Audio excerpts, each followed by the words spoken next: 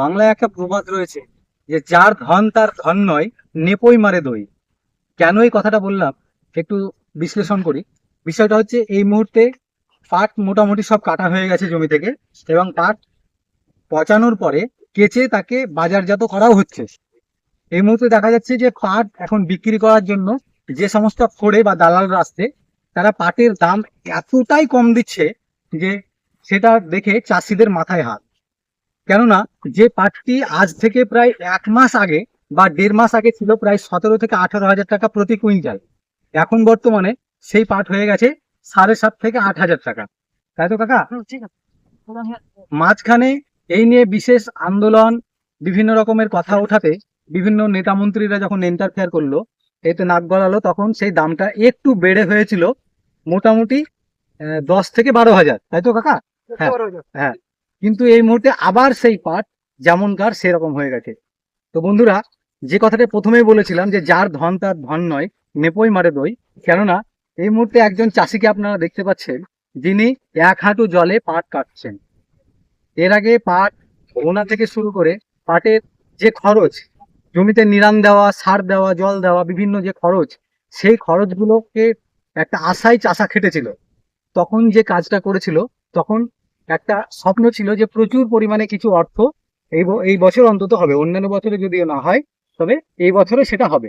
কিন্তু এখন দেখা যাচ্ছে যে যে দুঃখার সেই দুঃখ, অর্থাৎ সে যেমন তখন ছিল এখনো তাই হয়ে গেছে। বড় আশা ছিল যে পাটের দাম অন্তত এবছর অনেক হবে এবং লভ্যাংশটা অনেকটাই থাকবে, কিন্তু শেষমেশ দেখা যাচ্ছে পাটের বাজার এতটাই পড়ে গেল যে কেমন ছিল তাই। তো বন্ধুরা, এই যে 1 হাঁটু পরিমাণ জলের মধ্যে পাট কাটা, পাটকে নির্দিষ্ট জায়গায় নিয়ে গিয়ে ফেলে সেখান থেকে আবার পাট ছাড়িয়ে নিয়ে তন্তু বের করা, এবং এই কাজটা কিন্তু চাষি একা একাই করতে পারে না, তার কিন্তু প্রচুর জন বা শ্রমিকের দরকার হয়। এই জন মুনিশের পেছনে এখন প্রতি টন মানে হচ্ছে প্রতি 80 হাতা। বিষয়টা পরিষ্কার হবে যে এইটা হলো এক একটা হাতা। এই হাতাগুলো থেকে যখন তন্তু বের করা হবে, তখন সেগুলো প্রতি 80টার পিছনে 300 টাকা করে দিতে হচ্ছে। 300 টাকা করে। এবার একজন চাষি প্রতি 300 টাকা পণ খরচ করবে, তারপরে নিজের পরিশ্রম, নিজেরটা তো সম্পূর্ণ বাদ দেওয়াই হলো। এত কিছু করার পরেও কতটুকু মুনাফা থাকবে সেটা আপনারা একটু বিচার বা বিবেচনা করবেন।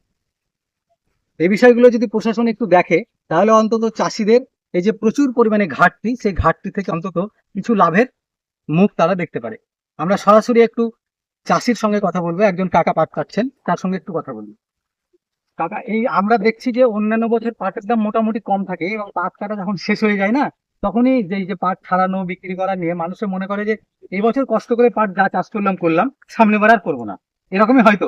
হ্যাঁ, কিন্তু এই বছর পাট চাষের শুরুতে আমরা দেখেছিলাম যে এবছর যেন একটু অন্যরকম। কেননা প্রায় প্রথম দিক থেকেই দেখছিলাম পাটটা মোটামুটি যখন প্রায় বড় হয়ে গেছিল, তখন শুনছিলাম যে পাটের দাম প্রায় বাড়ছে, হু করে বাড়ছে, এবং 10, 15, 16, 17, 18 হাজার পর্যন্ত হচ্ছে। হ্যাঁ, কিন্তু এই মুহূর্তে পাটের দাম একেবারে কমে গেছে। ওই সময় কয়েকটা কথা বলছেন এই বিষয়ে। এই যে পাটের দাম যত 6 থেকে 7 হাজার টাকা কুইন্টাল, এতে চাষি লেবার শ্রমিক মিটিয়ে চাষির প্রচুর ঘাটতি। এতে ভাগ চাষি যারা ভাগ করেছে তাকে তো বৃষ্টি মরতে আত্মহত্যা করতে হয়েছে। একদম একদম। এই জলের অভাব, পাট পচানোর জায়গা না, যারা পুকুরে ফেলতে সে 2,000 টাকা বিঘা প্রতি জল পচানোর জন্য ফেলেছে। এবার চাষি তো পড়তেও পারছে না আগুনে, কোথায় পড়াবে, কি করবে? এবার কোন রকমের চাষি বেঁচে আছে, যদি প্রশাসন দেখে সেটাকে ভালো হয়, চাষিরা মরাটাও পায় না। মানে পাট, হ্যাঁ, এমনি পুকুর, যথেষ্ট পুকুর বা জলাশয়ও নাই এই জলাশয় মুহূর্তে। নাই, মানে অন্যজনের পুকুরে ফেলতে গেলে প্রতি বিঘাতে 2,000 টাকা 2,000 টাকা করে। আকাশ বৃষ্টি, কম বৃষ্টি নাই, মাঠে যে পাট পচানো হয় সেটাও নাই। আগে কিন্তু কোনো জলাশয়ের জন্য আলাদা এরকম ভাড়া দিতে না হতো না, না। ভালো হবে না, এবছর জলের অভাব তো, বৃষ্টির অভাব। হ্যাঁ। ফলে বন্ধুরা, আপনারা একজন চাষির কষ্ট বা এই যে পাট চাষিদের কতটা সমস্যার সম্মুখীন হতে হয় সে বিষয়টা আপনারা দেখলেন। আপনারা কমেন্ট করে আপনাদের মতামত জানাবেন। ধন্যবাদ।